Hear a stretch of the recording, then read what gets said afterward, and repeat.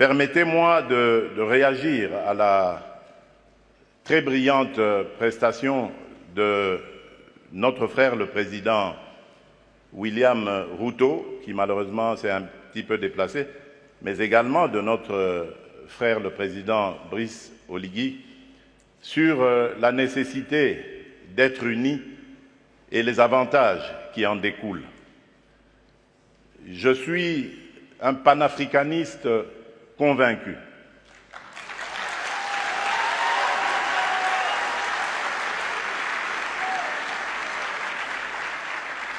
Et je suis vraiment rompu à cette conviction. Et lorsque je suis devenu, c'est ça la preuve d'ailleurs, lorsque je suis devenu président de la République, il y a presque 5 ans maintenant, la première destination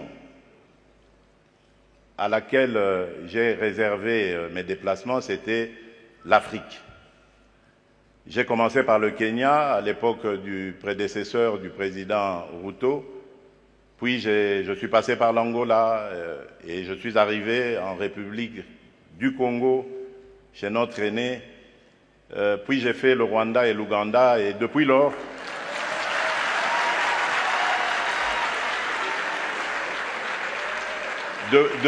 depuis lors, j'ai parcouru et visité tous les 9 pays voisins de la République démocratique du Congo. Il paraît que je suis le premier président à l'avoir fait. Qu'à cela ne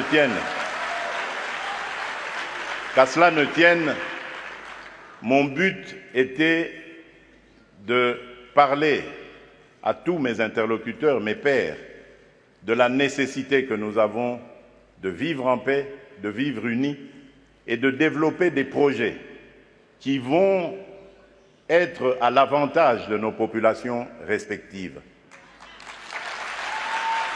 Et je suis en mesure de vous donner, pour chaque pays que j'ai visité, chaque pays voisin, les projets sur lesquels nous avons commencé à parler, à nous organiser pour les développer. Donc c'est vous dire l'attachement que j'ai à la paix et à l'unité des peuples d'Afrique. Mais, car il y a un mais, et là je voudrais vraiment m'excuser de tempérer un peu l'enthousiasme qui a été le nôtre lorsque nous avons suivi le président Ruto, pour dire, malheureusement, nous sommes loin de la réalité. Parce qu'en ce moment, par exemple, où nous parlons de ce sujet très, très important, hyper important, la conservation de notre biodiversité, de nos forêts, il se passe actuellement dans le parc de Virunga, une des réserves naturelles les plus importantes au monde, en forêt et en biodiversité, un activisme armé qui met à mal cet écosystème, qui le détruit. Et cela n'a pas été décidé à Washington, à Paris, à Bruxelles ou à Londres. Ça a été décidé en Afrique, et plus précisément à Kigali.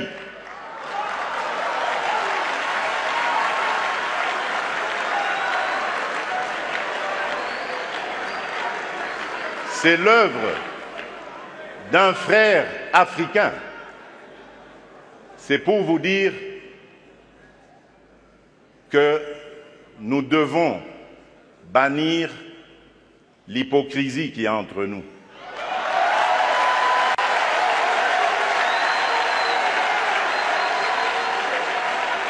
Nous devons bannir des fléaux tels que le tribalisme, la haine de l'autre. Et c'est là, je crois, que nous pourrions parler d'abattre nos barrières, d'effacer les tarifs douaniers, etc. Tout simplement parce que, malgré nos engagements, rappelez-vous, à l'Union africaine, l'horizon 2020 était l'objectif pour faire taire les armes en Afrique. C'est devenu une chimère. Et nous ne nous en offusquons pas. Nous ne condamnons pas. Et tant que ce sera comme ça, il faudra oublier toutes les bonnes initiatives telles que celles préconisées par le président Ruto. Nous devons avoir le courage de nous regarder entre Africains, les yeux dans les yeux.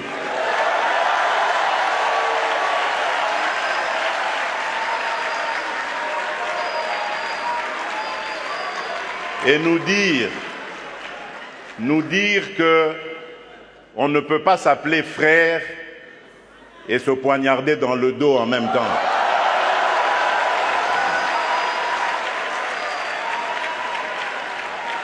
Nous devons arrêter de rejeter nos responsabilités sur les étrangers non africains. La colonisation, ça fait une soixantaine d'années qu'elle allait terminer en Afrique. Ceux qui nous avaient colonisés, divisés, aujourd'hui ils ont compris le sens de la paix. J'en veux pour preuve la France et l'Allemagne, pour ne citer que ces deux pays, qui étaient les meilleurs ennemis dans le passé et qui sont les meilleurs amis aujourd'hui, le moteur de l'Union européenne.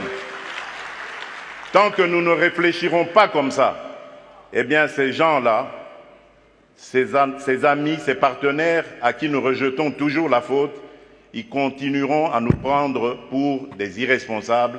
Ils ne nous respecteront jamais.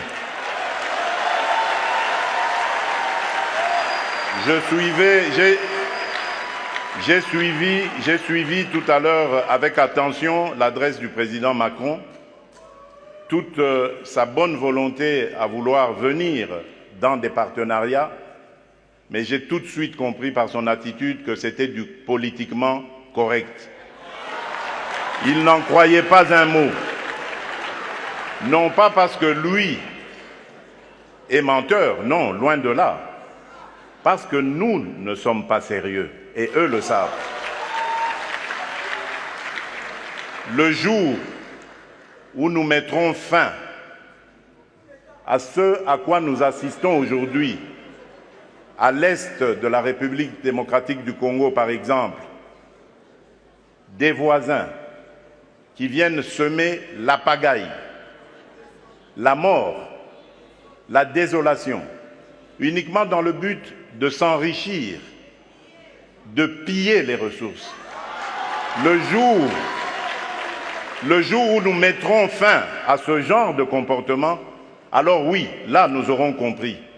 Parce que je suis désolé, en tant que président de la République démocratique du Congo et face à ce genre de choses, je ne suis pas tenté de construire des ponts, mais plutôt des murs pour sécuriser ma population.